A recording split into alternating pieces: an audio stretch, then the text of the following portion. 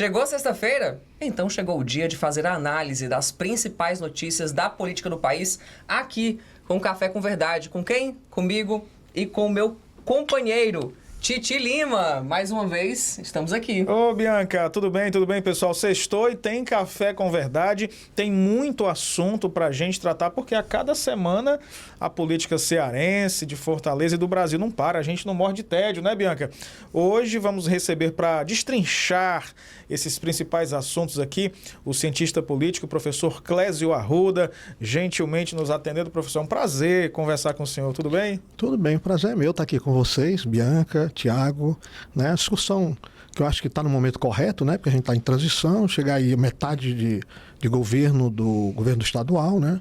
Estão 2 anos aqui para frente e a inauguração de um novo governo municipal, né? Então, momento bem adequado. E a importância, professor, das pessoas continuarem acompanhando a política mesmo após as eleições, porque há um movimento maior de interesse quando as eleições estão acontecendo e depois vai se dissipando.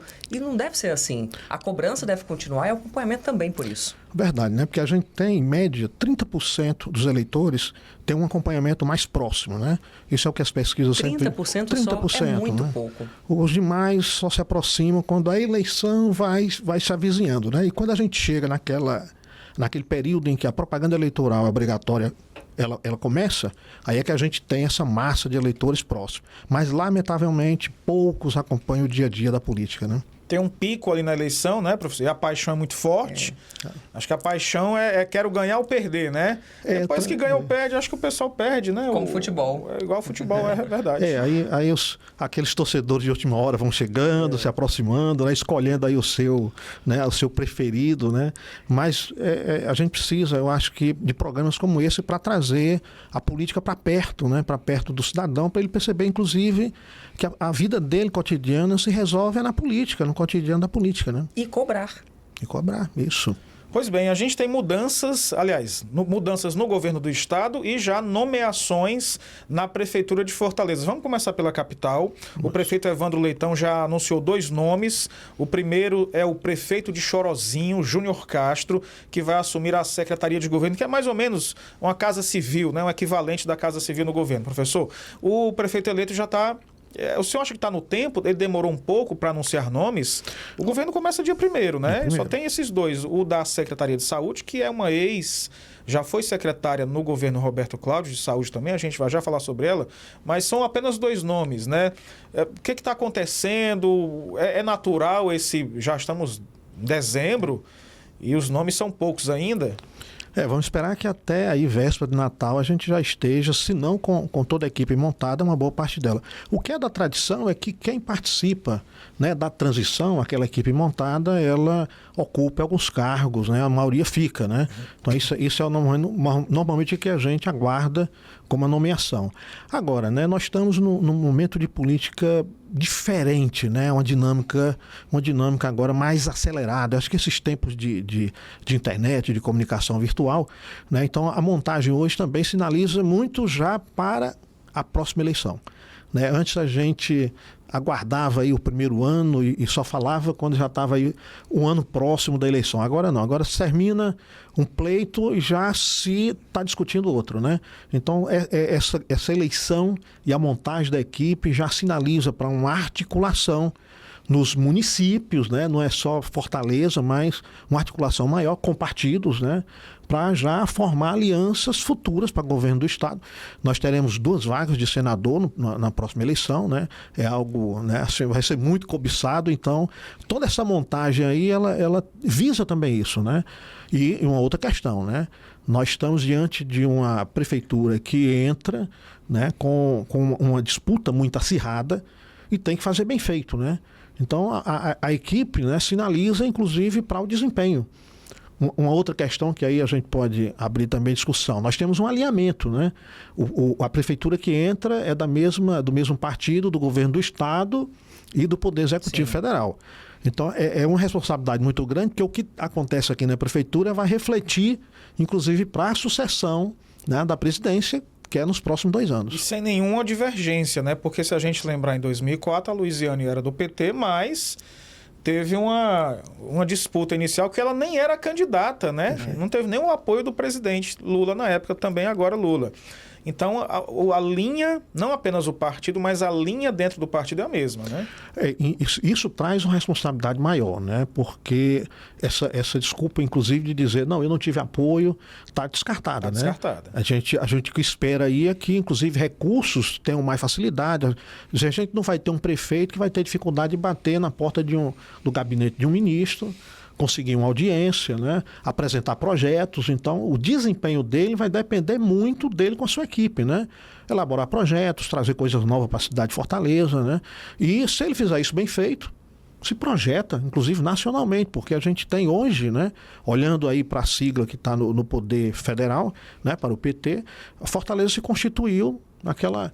É a cereja do bolo, o reduto né? também, né? Isso. Agora, existem figuras políticas que estudam a política profundamente, que acreditam nessa tríade de uma maneira prejudicial, quando há esse alinhamento, e outras que não, que acreditam, como o senhor acabou de falar, que há um benefício porque fica mais fácil de fazer a busca do recurso e da aprovação daquilo que foi colocado.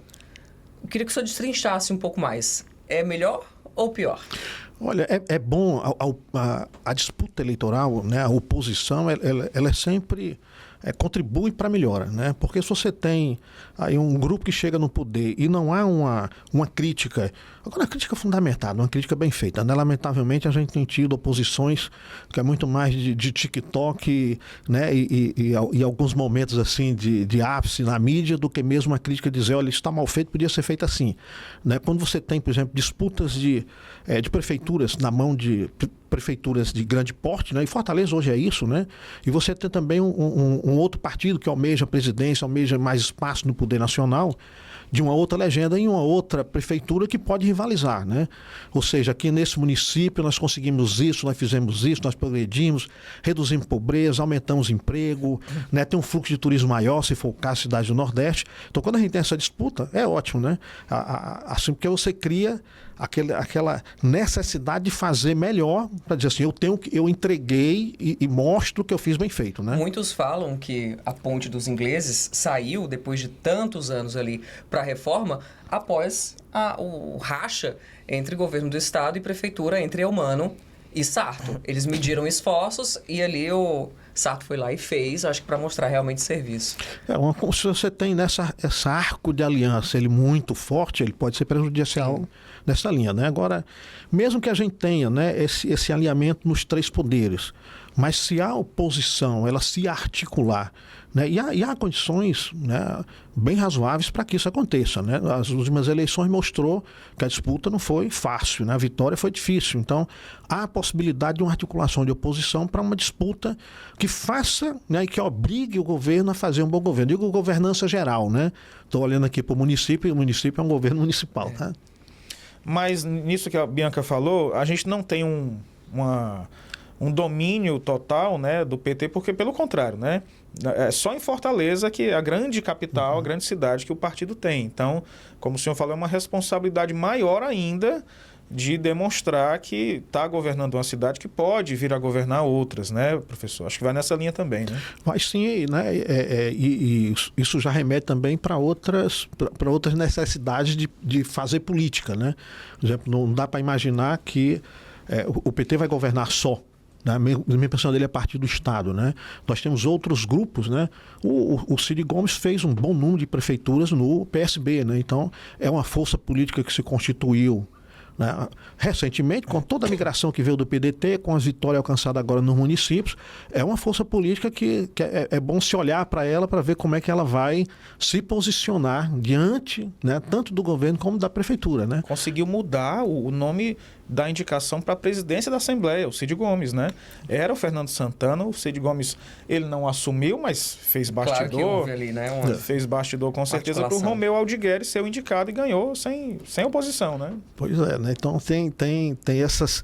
E são, né, momentos que pode até dizer assim, bom, então quer dizer que já está alinhado, mais ou menos, né? Não é bem assim. Não é bem assim, né? Porque tem interesses mais à frente que vão aparecer, né? Então você pode ter aí momentos de composição, né? né, acordos, desacordos, né? Então tem um jogo político aí para frente, né, que a gente vai ter que acompanhar, que eu acho que vai ser um jogo bem jogado, né? Vamos acompanhar aqui no Café com Verdade. Professor, ainda falando sobre essa transição aqui dentro do município de Fortaleza, existiu uma ruga no meio do caminho entre Sarto e Evandro, né, a equipe que está fazendo essa transição. Evandro Leitão falou publicamente que havia uma dificuldade em ter acesso aos dados. Algo que Sarto desmentiu. Nós temos até uma fala, né? O prefeito Sarto veio à Jovem Pan News Fortaleza e disse que todos os e-mails, tudo tem que ser protocolado, é por e-mail, não é assim, oi, me dá essa informação, né? É protocolado, é documentado. Então, o prefeito Sarto disse na Jovem Pan News que todos os e-mails, todas as informações que foram solicitadas pela equipe do Evandro Leitão, liderada pela Gabriela Aguiar, a vice, foram respondidos, né? Dentro do prazo. Dentro Ele do prazo, que existia um prazo realmente, né, para fazer a entrega desses dados. Aí a gente fica aqui, como é que é, né, professor? Um diz uma coisa, outro diz outra. Não foi, né? Olha, isso é disputa política já? É possível, né? Mas isso já era para estar pacificado, né? Porque a gente já tem, por exemplo, a lei orçamentária, né? Ela já inclusive amarra isso, né? O prefeito que assume agora, o Evandro, ele governa com um orçamento que foi articulado já anteriormente, né?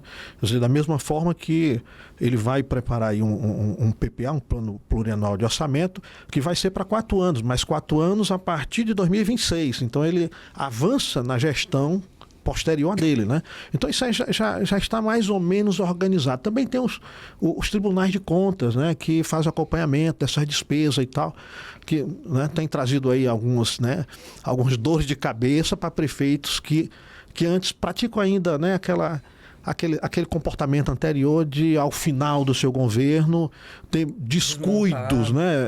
Desmontava tudo, né? Quer dizer, isso era uma prática muito comum, mas a gente tem percebido um aperfeiçoamento dos controles, né?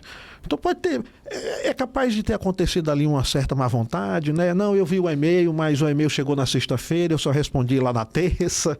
Isso, quer dizer, acho que não chegou a comprometer, né, a transição. Acredito que... Além do Júnior Castro, professor, nós temos a Socorro Martins na saúde, também anunciada pelo prefeito eleito Evandro Leitão, que já foi secretária no governo de Roberto Cláudio, indicando assim, professor, uma competência dessa mulher em estar numa gestão que hoje é rival e voltar? Olha, eu simpatizo, né? Assim, não conheço a secretária, mas eu simpatizo pela seguinte forma, né?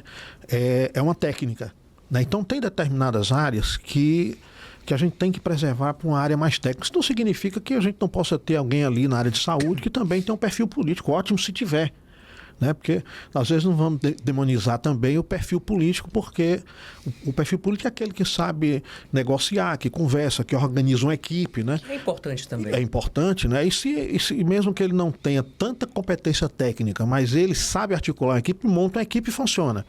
Agora, tem setores, né, como saúde, educação, que aí é melhor que a gente tenha o político mais com uma formação técnica mais fundamentada. E se ela está atravessando aí, né, passando uma gestão que agora se coloca como oposição a que ganhou, né? Porque já foi diferente. Isso já foram em outros tempos, não era assim, né? Já foram da mesma legenda, né? Até anteontem. Isso. Né? Mas se ela consegue fazer essa transição independente aí dos nomes que estejam à frente do Executivo Municipal, sinaliza que devo ter feito uma boa gestão, devo ter organizado uma boa equipe, tenha chegado a bons resultados, né? Então, me parece uma boa decisão. Se for técnica, é uma boa decisão. A gente tem, estou me lembrando aqui agora de cima da hora, Mauro Filho, Socorro França, Anastácio Queiroz, pessoas que foram secretários em governos distintos, né? O Anastácio foi em gestões do PSDB, do Tássio e do Lúcio Alcântara, mas... O Mauro, às vezes, a gente esquece. Às vezes a gente esquece até se ele é vinculado a algum partido, né? De tão técnico que isso, né? Sai governadores, entra governadores e ele permanece. Né? Então isso demonstra, professor, também que o que o senhor falou, né? Tem áreas, e saúde acho que é uma delas, né? Que tem que ter conhecimento. A gente teve... Controle orçamentário também, já que falou do Mauro, né? É uma área muito sensível, né? Isso. Porque muitas vezes tem prefeitos que se envolvem em questões aí por atecnias, né? Não foi nem a malversação feita propositadamente, né? Mas a alocação de um recurso aqui e ali, que depois cria complicações até para o futuro político dele, né? O José Serra, o senhor lembra, foi ministro da Saúde no governo Fernando Henrique. Verdade. Muito bem sucedido. Isso. Mas é economista. E eu me lembro, na época, o pessoal elogiou bastante. Quebrou as patentes, né? Quebrou as patentes, né? Para quem não se recorda, a patente é quando alguém desenvolve uma fórmula, estou aqui falando a grosso modo, uma fórmula de medicamento, por exemplo, tem um período a se cumprir para que os governos utilizem sem pagar. E ele criou a legislação que quebrava a patente, né? Então, eu trouxe só esse exemplo para a gente ver como o técnico é importante em cada categoria. E puxando aqui o tema da Socorro Martins, que foi secretária de Saúde no governo Roberto Cláudio, está voltando agora com o Evandro Leitão, né, professor? É isso, né? Esperamos que ela tenha, né, um bom desempenho, porque é uma área que tende a cada vez ficar mais complicada, né? Agora a gente tem um problema a ser resolvido, né? Que é uma doença hoje, né? As doenças mentais, ela virou algo, né, que a dimensão, né, assusta, né?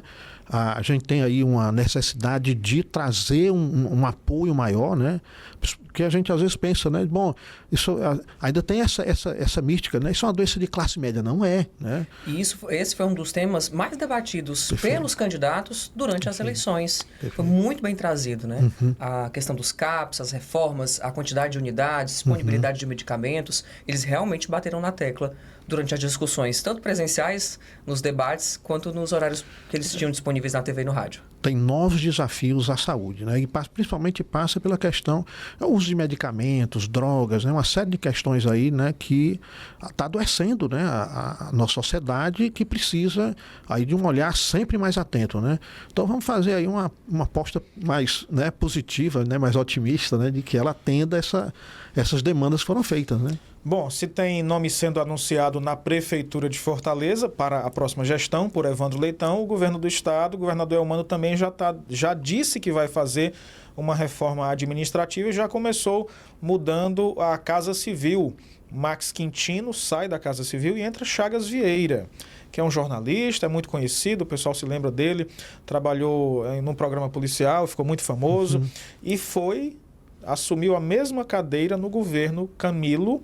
E ficou, quando o Camilo saiu, ele continuou com a Isolda Sela. 2022. 2022. E aí, o Chagas Vieira, a ideia é que ele consiga... O que se fala em bastidores é que o Chagas Vieira quer organizar para melhorar a imagem do governo. Fala um pouco dessa reforma e desse ponto da Casa Civil, professor. Olha, tem duas questões aí, né? A Casa Civil é a pasta política, né? É a pasta mais, né? Eu vou aqui entrar na área de vocês, viu? Vocês me desculpem se eu falar alguma coisa errada. A comunicação, né, hoje é completamente diferente, né? Então, antes era aquela comunicação só ida, né? Então a gente tem que ter hoje uma comunicação que também saiba escutar, porque a comunicação agora está vindo muito de lá para cá, né? Vocês às vezes têm uma fala aqui no programa, de repente vem aí vira meme, né? Vem reclamações. Os governos, né, tem que atentar mais para isso, né? Essa interlocução com a sociedade. Então, se ele pretende uma mudança, eu acho que ele deveria ir nesse sentido e não só pensar, né, em eu ter um articulador que vai me fazer as parcerias com as prefeituras do interior, visando a eleição de daqui a 2 anos. É bem provável que isso faz parte do jogo, né, mas hoje é necessário a gente pensar numa comunicação mais ousada, né? Uma comunicação que fale, mas que saiba escutar para dar as respostas que a sociedade precisa, né? Então é um desafio grande, viu? Chagas, além de jornalista, ele já foi assessor especial de comunicação em 2015. 2015 a 20, depois então, tornou-se é uma figura que foi muito bem colocada, certamente, ali pensada para voltar a esse cargo 2 anos depois. Vamos esperar aí também qual as ordens que vêm, né, do superior, que é o próprio governador, porque a gente também tem um outro desafio para ele, né? Esse governo ainda precisa criar uma cara, né? Qual é a cara desse governo que está hoje no poder? Nós temos 2 anos. né? E durante esses 2 anos a gente ainda não construiu, né? Se esse governo encerrasse agora, a gente diria que foi o governo da atração de indústrias, foi o governo da criação de infraestruturas, o legado, né? Isso já era para estar construído, né? Já era para ter essa sinalização. E só temos 2 anos para frente, né? Ao final dos 4 anos, né? Só restam 2, ele tem que chegar e trazer, eu fiz isto, né? Eu fiz isso, está aqui, né? E eu posso hoje dizer assim, mesmo que eu não ganhe eleição, eu tenho um registro dentro das governanças recentes, né? Porque nós já passamos por fases de... teve um momento de atrair o turismo, o momento de atrair as indústrias, e eram as indústrias, né, principalmente de calçados e confecções do Rio Grande do Sul, né? Nós depois tivemos um momento de infraestrutura, né? Alargamos as nossas vias, principalmente as litorâneas, né? As estradas, né, do Ceará, se não forem as melhores, mas até onde eu conheço algumas pelo Brasil, são muito boas, né? Você tem uma sinalização muito boa, passamos por isso, né? Agora, qual é o caminho que a gente toma agora, depois dessas administrações, né? Para onde nós caminhamos? E aí quem dá esse tom é quem está à frente da governança, né? Eu acho que há uma inércia, vamos dizer assim, na presença do governador Eumano, hoje ainda, 2 anos depois? Olha, eu vou fazer um elogio muito geral, sem citar nomes, certo? Nós tivemos bons governos, né, com as falhas que é normal, né? Mas nós tivemos uma sequência de governanças com resultados concretos, né? Por exemplo, o Estado do Ceará tem um orçamento que é bem administrado, e isso aí vem lá de trás, né? Isso aí vem lá com o governo das mudanças, né? Que criou muitos problemas e criou, né? Aí uma administração mais controlada, né? Tivemos esse momento de atratividade de primeiro indústria, depois turismo, né? E o governador chegou, né, depois de uma administração que tem seus altos e baixos, né? Mas se a gente pensar seu antecessor, o Camilo, pegou uma batata quente que foi a pandemia, né? E conseguiu se comunicar bem, né? Não sei se vocês se recordam, mas ele, né, fazia quase que diariamente uma comunicação, né? Criou esse vínculo, né? A comunicação foi tão boa que ele foi eleito. Perfeito. Logo na sequência, e ainda é a figura mais importante hoje aqui do nosso estado. Aqui do nosso estado. Então, cabe ao Eumano, né, superar essas gestões. Não adianta fazer o mesmo. Mas é preciso, talvez, caminhar um pouco, porque Camilo também, logo no início da gestão, ele tinha a figura do Cid acima, né, ainda como um comandante do Estado. E ele precisou de um tempo, talvez, para se formar enquanto autoridade importante. Então, precisa desse tempo também para o Eumano? Olha, o primeiro ano a gente nem conta que é a arrumação de casa, né? Mas o segundo já dá para a gente trazer, né, algumas expectativas, né? Se a gente olhar para o governo do Estado, ele tem uma situação favorável, né? A gente tem aí notícias, né, anúncios de contratos já firmados de grandes investimentos, somente na área de mudança do padrão de tecnologia de produção de energia, né? Tá uma série de questões anunciadas. O PECEM também já anunciou investimentos que estão chegando. Agora, ele precisa mostrar, os investimentos estão vindo, são do governo federal. Qual é a função do Estado aí? O que é que nós estamos fazendo para dinamizar isso que está vindo de lá? Né? E ele precisa chegar, né? Precisa chegar com todas as suas secretarias, infraestrutura, trabalho, né? Ação social, né?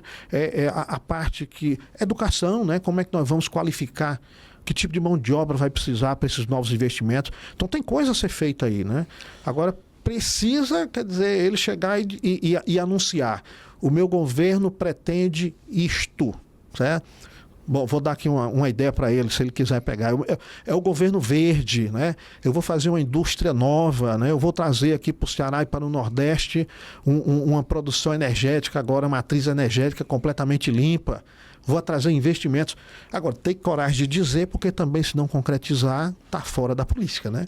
É dizer e correr atrás. A gente está conversando aqui com o professor Clésio Arruda, cientista político, sobre as mudanças nas pastas, nas secretarias do governo do Ceará. Poucas ainda anunciadas pelo governador Eumano de Freitas. Essas mudanças, professor, elas vêm, obviamente, o governo tem a intenção de melhorar a imagem e tudo mais, mas também por causa do grande arco de dos partidos que são aliados.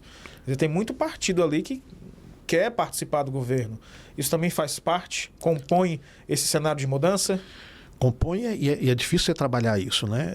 Você conseguir aliar, né, a competência aos interesses políticos, né? Quer dizer, essa combinação aí, né? Se a gente pensar, eu vou trazer aqui um teórico só para fazer um paralelo, né?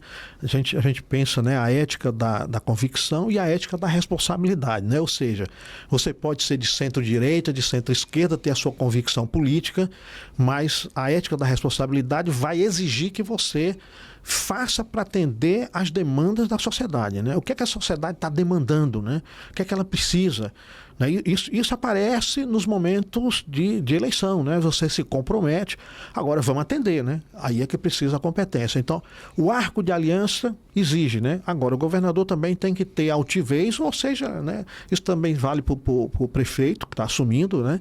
E o governador tem que ter altivez para dizer, ok, eu quero um nome do partido, que é meu aliado, agora vai ter que passar pelo meu crivo, né?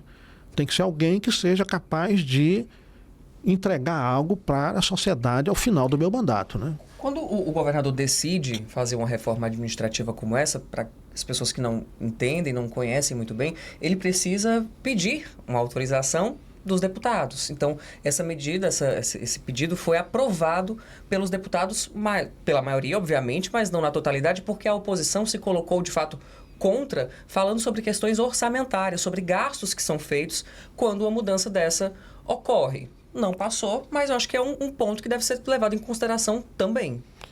Também, sem dúvida, né? Quer dizer, os gastos governamentais, a gente tem que sempre pensar ele como gastos que tem que trazer efetividade, né? Se eu não me engano, o Catanho disse que geraria ali em torno de 12 milhões essa reforma que está sendo feita, já está sendo executada a partir de agora, né? É um volume substancial, né? Para as necessidades que nós temos, né? Ainda para ser enfrentadas.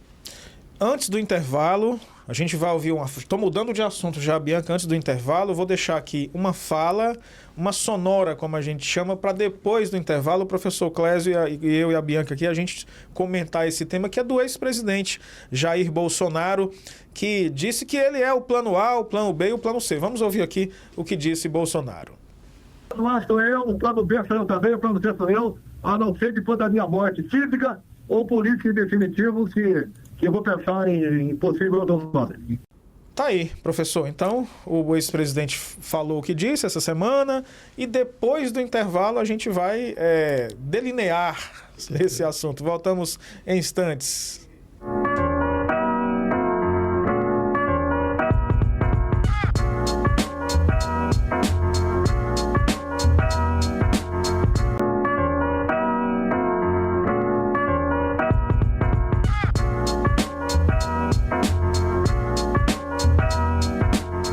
Voltamos aqui com o nosso Café com Verdade, eu e Bianca Saraiva, recebendo aqui o professor cientista político Clésio Arruda.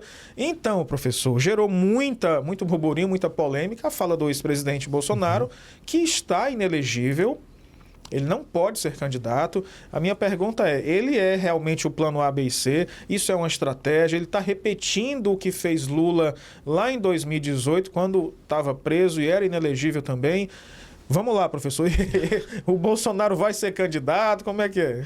Olha, dificilmente, né? Assim, dá para cravar, né? Não será candidato. Agora, continuar influindo no jogo político, né? Isso é legítimo, né? Não tem nada de ilegal nisso, mesmo ele estando fora, não podendo se candidatar, ser alguém capaz de, né, manter o seu grupo político, né? Ele tem os filhos na política, tem um número bastante significativo de deputados, senadores que se elegeram em cima do movimento bolsonarista, né? Então, enquanto ele puder segurar isso, ele segura, né?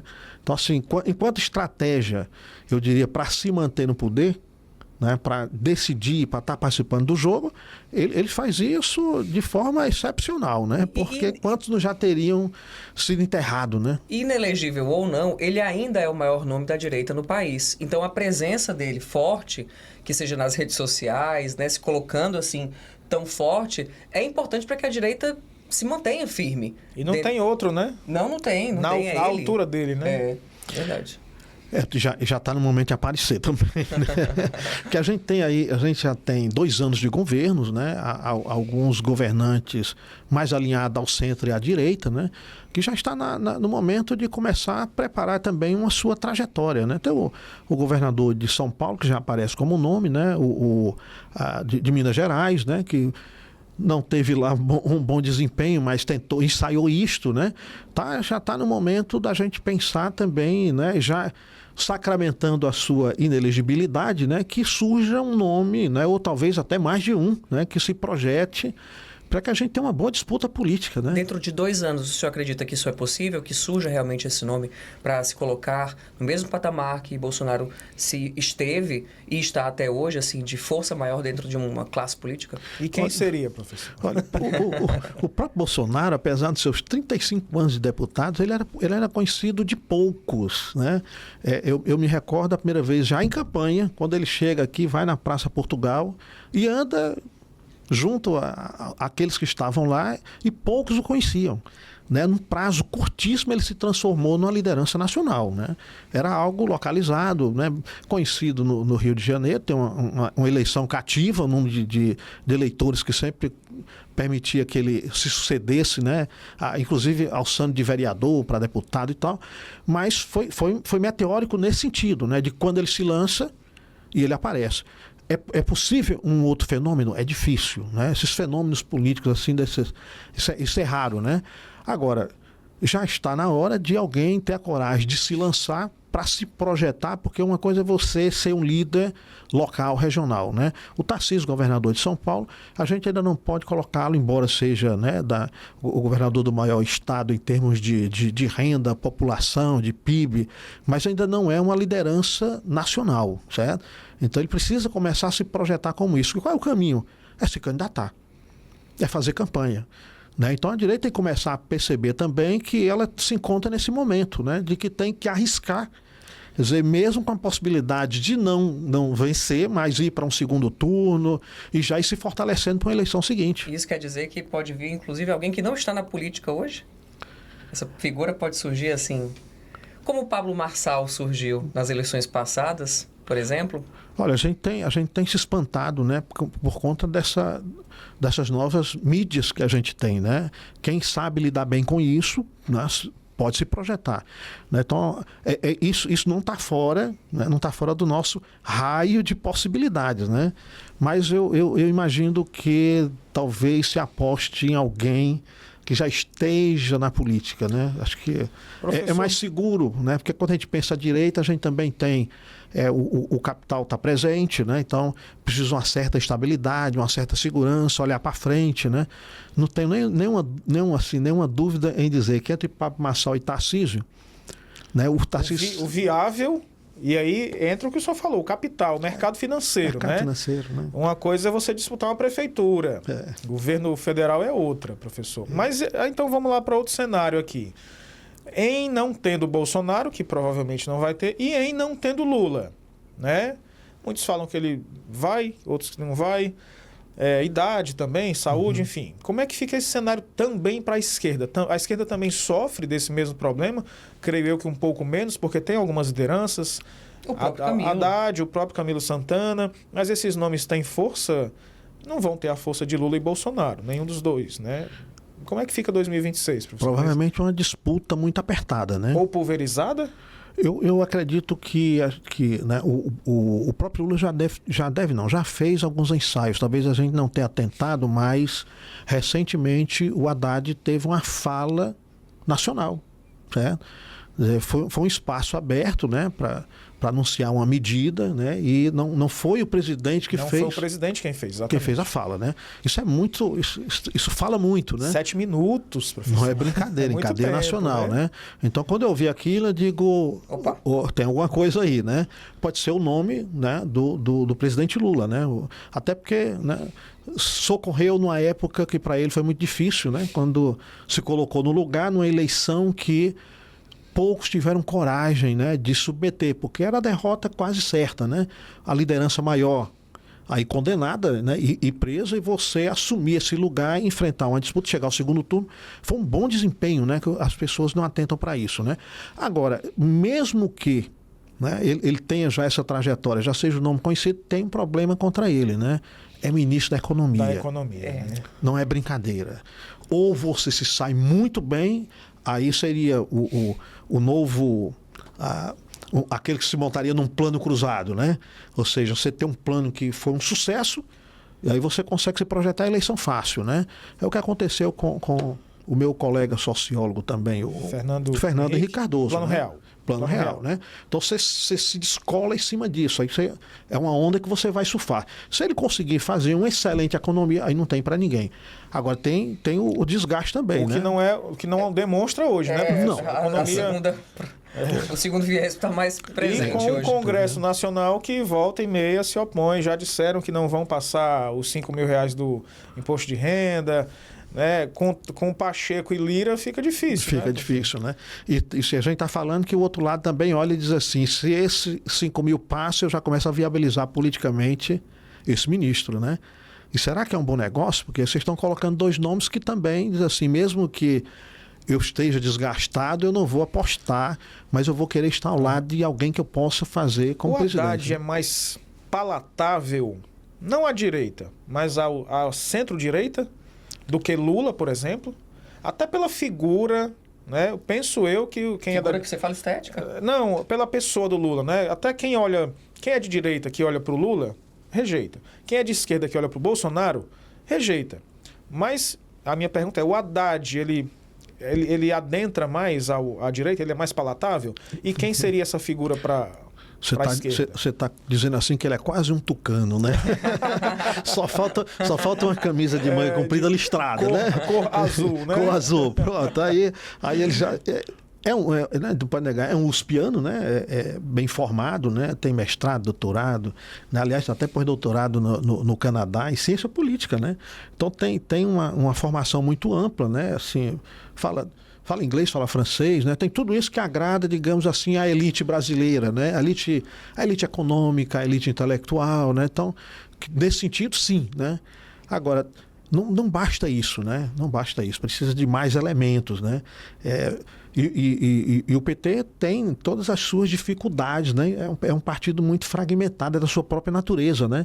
Então, primeiro ele tem que enfrentar até essa luta interna, da disputa dos grupos para se legitimar internamente, para depois disputar esse outro grupo que é fora do próprio PT, né? Na massa, entre a massa, o nome do Haddad, ele tem sido colocado de uma maneira muito pejorativa, com os memes que foram criados, taxados, né? Enfim, eu acho que para quem não acompanha a política, tem esse nome dele, mas de uma maneira hoje mais pejorativa, né? De uma maneira negativa. Não tem tem uma linguagem, inclusive, muito técnica, né? Assim, bom, vocês, jornalistas, o pessoal da área de marketing faz milagre, né? Mas ele ainda não estaria nesse ponto de ter essa interlocução, né? Com o cidadão brasileiro comum, né? Então, a linguagem que de vez em quando dele, né? Quem é, né? Quem é essa pessoa? Me lembro na primeira candidatura dele, pessoal, quem é esse Andrade, né? Andrade, é verdade. Verdade. Então teríamos aí Camilo entra nessa disputa, Camilo Santana e Haddad, e aqui a gente está conjecturando no caso do presidente Lula não poder ou não querer ser o candidato. Não seria Camilo e Haddad essa disputa? Não tem mesmo para onde correr? Camilo tem uma vantagem, ser um representante do Nordeste, né? Um governador do Nordeste que já sai, e aí pelo que a gente já tem dos resultados das últimas eleições, é alguém que já sai com todos os candidatos do PT já saem com uma certa votação aí garantida, né? Pode não colocar no segundo turno, mas sempre uma boa votação. E no Nordeste isso é exemplar, né? Agora também, assim como o ministro da Economia é mais espinhoso, né? Mas ele tem que também apresentar resultados enquanto ministro, né? Tem que chegar e dizer, olha, eu trouxe isso de novidade. Por enquanto, ele se apresenta como um bom articulador, né? Tem uma vantagem que se apresentou como um vencedor, né? Eu digo um vencedor, aquele que foi para a disputa e diz, esse aqui é o meu candidato a prefeito de Fortaleza, e enfrentou oposição forte e fez. Isso é muito positivo, isso é muito bom, né? Porque você já chega como aquele que ganha, que é alguém que vai para a disputa e ganha. E numa pasta que não dá tantos problemas, né? Não, como a economia. E pariu um filho próprio, né? Que é o Pé de Meia. É um programa que está aí beneficiando milhões de pessoas e é dele. Foi ele que foi lá e correu atrás e tem o nome dele também no programa. Tem que trazer mais, quer dizer, mais elementos, né? Se há uma intenção de se projetar como candidato, né? Você tem que começar a se montar em cima do... Eu tenho esses projetos, né? Isso aqui é o que eu fiz, isso aqui para mostrar nacionalmente, né? Que ele tem que se deslocar também desse regionalismo, Sim. né? A gente está falando de uma eleição nacional, quer dizer, a gente tem o Rio Grande do Sul com características diferentes, né? Com uma tendência eleitoral diferente, que passa ao largo do PT, temos o Centro-Oeste, né? Então, quando você olha para o Brasil, tem características que exigem de quem se candidata, né, começar a dar respostas para esses regionalismos, né? E o tempo voa, Bianca. Não, já? O quê? Já estamos... Foi rápido, hein? Parece, é porque o papo é tão bom que parece que foi rápido, mas é muito, o tempo correu. E a gente agradece demais ao professor Clésio Arruda, professor cientista político, pela gentileza de nos atender e trazer aqui um papo tão excelente. Toda sexta-feira a gente está aqui tomando um cafezinho, o senhor está convidado. Coisa boa. Venha passar a tarde com a gente, tá certo? Ótimo. Eu que agradeço vocês, né? Assim, porque nesse papo é que a gente vai aprendendo também, né? Assim, as colocações que vocês fizeram faz a gente, opa, que resposta eu tenho que dar. Então, muito obrigado, Tiago, Bianca. Estarei com prazer de volta. Até as próximas. Titi, meu casca. Valeu, Bianca. Obrigado mais até um Pra Conta. Na próxima sexta-feira a gente está aqui de volta com essa análise da política nacional, com foco sempre aqui no nosso estado, mas dando uma volta pelo Brasil. Obrigado pela companhia, gente. Valeu, até a próxima. Tchau, tchau.